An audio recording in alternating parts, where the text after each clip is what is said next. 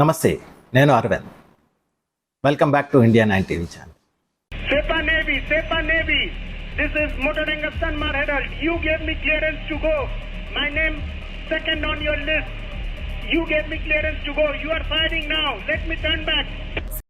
Friends, మీరు వింటున్నది ఒక కథ కాదు, ఒక హెచ్చరిక. ఈరోజు మనం మాట్లాడబోయేది సముద్రంలో జరిగిన ఒక సంఘటన గురించి. కానీ ఈ సంఘటన ప్రభావం మన కారులో పోసుకునే పెట్రోల్ వరకు చేరుతోంది. సిపాహ్ నేవీ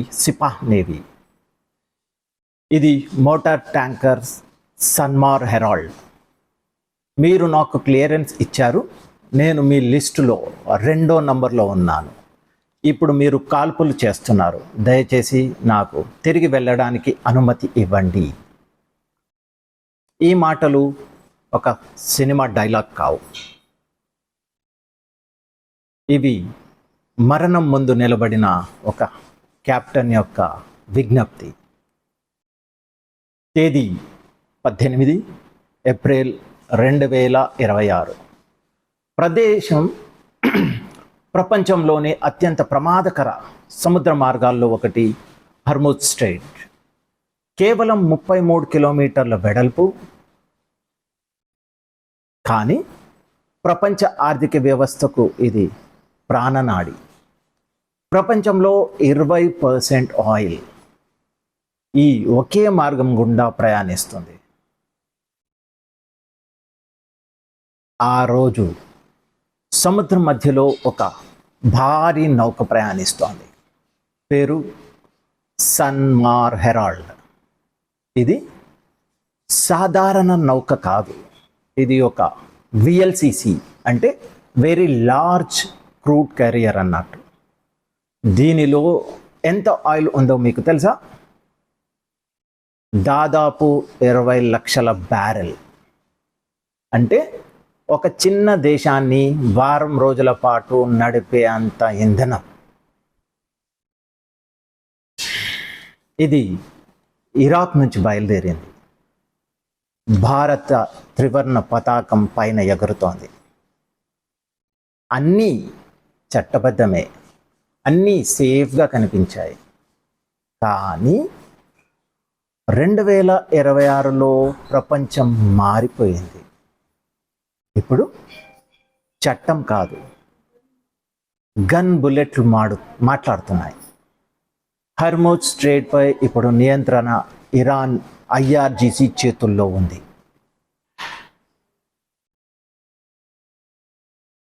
అమెరికా, ఇరాన్ మధ్య ఉద్రిక్తతలు అత్యంత ప్రమాద స్థాయిలో ఉన్నాయి. ఇప్పుడు మధ్యలో ఇరుక్కుపోయినవి ఈ కమర్షియల్ నౌకలు మాత్రమే.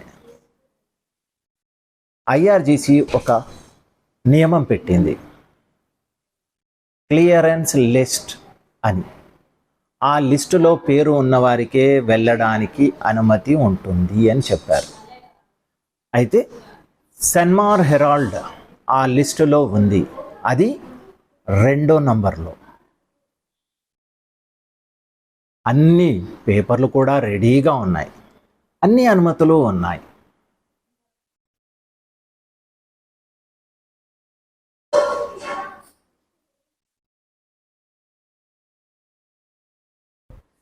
నౌక ముందుకు సాగుతూ ఉంది. కానీ లార్ ఐలాండ్ దగ్గరికి రాగానే సముద్రం ఒక్కసారిగా మారిపోయింది. ఎటువంటి హెచ్చరిక లేకుండా ఇరాన్ సిపాహ్ నేవీ ఫైరింగ్ ప్రారంభించింది. గుళ్ళు నిజమైనవి, మరణం దగ్గరగా కనిపిస్తోంది. అప్పుడు ఒక భారతీయ కెప్టెన్ రేడియో తీసుకున్నాడు. అతని స్వరం ఎంత మాత్రం కంపించలేదు, కానీ అందులో ఒక నిస్సహాయత మాత్రం ఉంది. మాకు అనుమతినిచ్చారు, మేము లిస్టులో ఉన్నాము, ఎందుకు కాల్పులు చేస్తున్నారు? దయచేసి తిరిగి వెళ్ళనివ్వండి. ఇది సముద్ర చరిత్రలో అత్యంత భయంకర క్షణం. సురక్షితంగా వెళ్ళాల్సిన నౌకలు ప్రాణాలు కాపాడుకోవడానికి తిరిగి వెళ్ళాల్సిన అవసరం వచ్చింది. సన్మార్ హెరాల్డ్ వెనక్కి తిరిగింది. మిగతా నౌకలు కూడా దాని వెంటే వెళ్ళాయి. ఇప్పుడు మనం ఒక్కసారి ఆలోచించాలి. క్లియరెన్స్ ఉన్న నౌక కూడా సేఫ్ కాకపోతే ఇంకా ఎవరు సేఫ్? ఇక పేపర్ల వాల్యూ 0, బుల్లెట్ విలువ అన్నీ. ఇప్పుడు సన్మార్ హెరాల్డ్ సముద్రంలో నిలిచిపోయింది. ఆయిల్ కూడా ఆగిపోయింది. ప్రపంచం ఆందోళనలో ఉంది. కానీ అసలు ప్రశ్న ఆ 31 సెకండ్ల ఆడియో. ఇది కేవలం ఒక కెప్టెన్ కేక మాత్రమే కాదు, అది ప్రపంచానికి ఒక హెచ్చరిక. ఈ మార్గంలో కూడా సేఫ్టీ లేకపోతే మనం ఒక ఎనర్జీ సంక్షోభం వైపు వెళ్తున్నామా అని అనిపిస్తూ ఉంటుంది ఒక్కోసారి. రాబోయే రోజుల్లో వాణిజ్య నౌకలు కూడా ఆయుధాలతో వెళ్ళాల్సి వస్తుందా అనే క్వశ్చన్ కూడా మన మైండ్లో వస్తుంది. ఒకసారి సన్మార్ హెరాల్డ్ తప్పించుకుంది, కానీ తర్వాతసారి ఒక నౌకకు తిరిగి వెళ్ళే అవకాశం ఉంటుందా,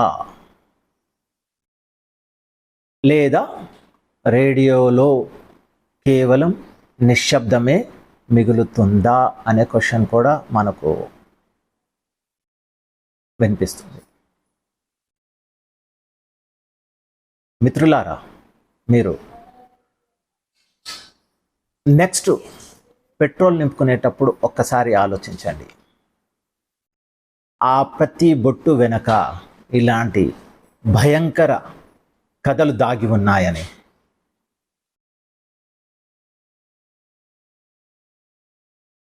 ఇది మీకు అందించిన ప్రత్యేక కథనం. మరిన్ని ఇలాంటి విశ్లేషణ కోసం మా ఛానల్ని ఫాలో అవ్వండి. Thank you. మరో విశ్లేషణతో మళ్ళీ మీ ముందుకు వస్తాను. అంతవరకు భారత్ మాతాకి జై. జై Hind. Sepa Navy. This is Motoranga Sanmar Herald. You gave me clearance to go. My name second on your list. You gave me clearance to go. You are firing now. Let me turn back.